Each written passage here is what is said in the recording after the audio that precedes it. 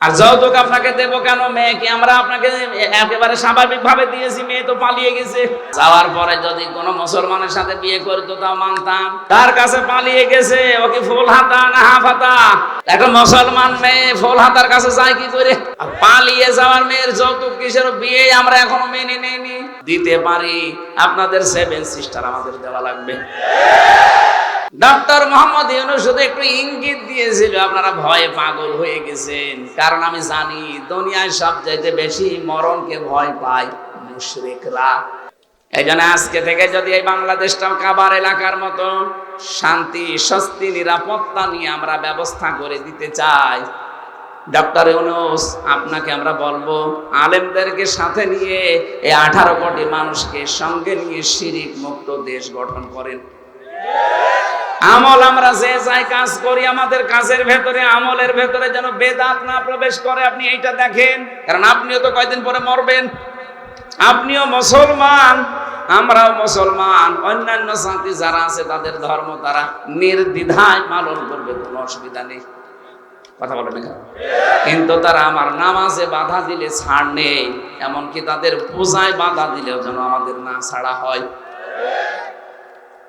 প্রতিবেশীর নামে এতদিন পর্যন্ত বিশ্বের মানুষকে যারা জানিয়েছে বাংলাদেশে সংখ্যালঘু নির্যাতন হয়, এটা এখন বিশ্বে বিভিন্ন দেশ প্রমাণ করছে সবচাইতে বেশি সংখ্যালঘু নির্যাতন হচ্ছে ভারতে। ওরা বাবরি মসজিদ ভেঙে ফেলেছে বিভিন্ন দোহাই দিয়ে, যে এখানে নাকি রাম মন্দির ছিল।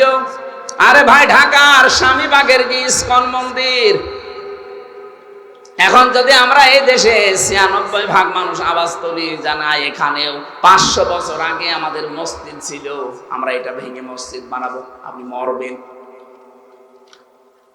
আমাদের ধর্মে যেহেতু এটা শেখায়নি আমাদেরকে, লা ইকরাহা ফিদ্দীন, ধর্মে বাড়াবাড়ি নেই, আছে জোর জবরদস্তিও নেই।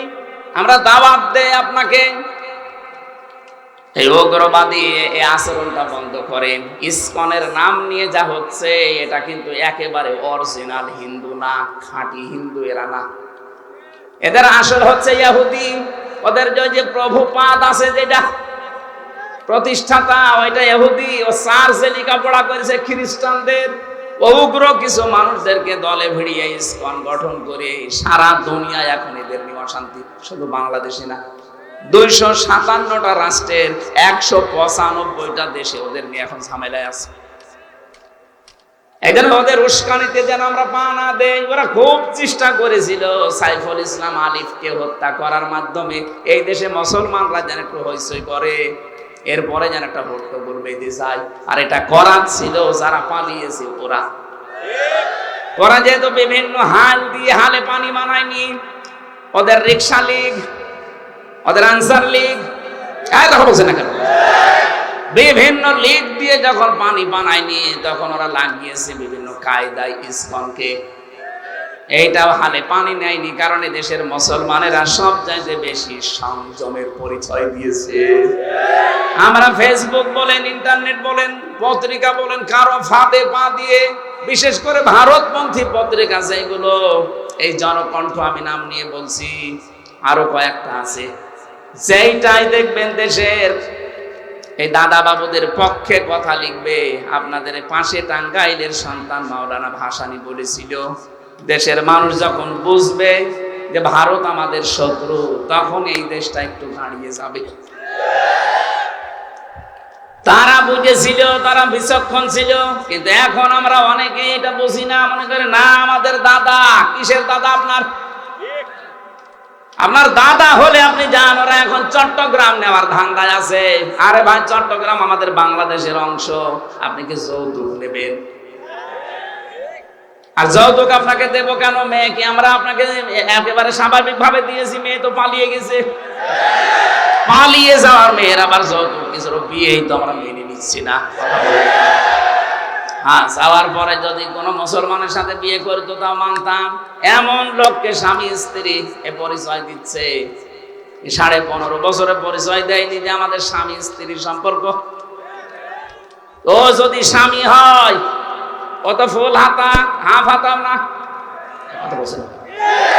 যার কাছে পালিয়ে গেছে, ও কি ফুল হাতা না হাফ হাতা? হাফ হাতা, ফুল হাতা। এখন মুসলমান মেয়ে ফুল হাতার কাছে যায় কি করে? আরো অধিকাংশ ফুল হাতারা এখন হাফ হাতা হয়ে যাচ্ছে। আমার ছেলের যে জেলার ছিল দেবদুলাল, ও শুনলাম নাকি চুরি করে হাফ হাতা হয়ে গেছে। আর এখানে বৈজ্ঞানিক অনেকগুলো ব্যাখ্যা আছে, এখানে এই পরিবেশ এটা বলা ঠিক নাই, জন্য বললাম না। আজ ওরা গোপনে গোপনে অনেক ফুল হাতা হাফ হাতা হয়ে যাচ্ছে, আর আপনি কাজ আর পেলেন না, চলে গেলেন আপনি হাফ হাতার কাছে। আর পালিয়ে যাওয়ার মেয়ের যৌতুক কিসের বিয়ে আমরা এখনো মেনে নেইনি। বাবা মা আত্মীয় স্বজন যদি বিয়ে মেনে না নেয়, পালিয়ে যাওয়া মেয়ের যৌতুকের প্রশ্ন আসে। এরপরও আপনার নিতে চান জোর করে যে চট্টগ্রাম দিয়ে দাও, দিতে পারি, আপনাদের 7 সিস্টার আমাদের দেওয়া লাগবে। আপনি কি আর কি মনে করেন 7 সিস্টার আমি পুরাটা ঘুরেছি, একটাও ঠিক থাকবে না। ডক্টর মোহাম্মদ ইউনূস শুধু একটু ইঙ্গিত দিয়েছিল, আপনারা ভয়ে পাগল হয়ে গেছেন। কারণ আমি জানি দুনিয়ায় সবচাইতে বেশি মরণকে ভয় পায় মুশরিকরা। সূরা বাকারার ভেতরে আছে ওয়ালা তাজিদান্নাহুম আহরাসান নাসি আলা হায়াতি ওয়া মিনাল্লাযীনা আশরাকু ইয়াওয়াদ্দু আহাদুহুম লাউ ইউআম্মারু আলফা সানা ইলা আখির আয়া। রব্বুল আলামিন বলেন, পৃথিবীর মানুষেরা, আপনি যদি মুশরিকদেরকে বলেন যে তোমরা 1000 বছর বেঁচে থাকবা, ওরা বলবে আমরা আরো বাঁচতে চাই। কারণ জীবনের উপরে সবচাইতে বেশি মায়া মহব্বত ভালোবাসা এই দুনিয়াতে মুশরিকদের। এই জন্য আমরা শুধু যাওয়া বন্ধ করে দিয়েছি, এই ঘোষণা এখনো বন্ধ করিনি। আমরা বলেছি যাব না ওই দেশে চিকিৎসার জন্য, দাদারা কেঁদে কেটে মরছে না, 40 ভাগ ছাড় দিয়ে দিলাম, আসেন। নয়তো আমরা না খেয়ে মরে যাব, কারণ মরা আমাদের কাছে খুব কঠিন। আমরা দেখতে পাই যারা আমাদের পেছনে, আলেমদের পেছনে কথা বলে, ওদের চরিত্র কুকুরের চাইতে খারাপ। এই মানুষগুলো এই মানুষের পেছনে লাগে, যারা মানুষ হয়ে মানুষের পেছনে লাগে, এরকম তো অমানুষ, যার সন্তান। আল্লাহ তুমি এদের থেকে, আলেমদেরকে, আমাদেরকে ষড়যন্ত্র থেকে বাঁচাও।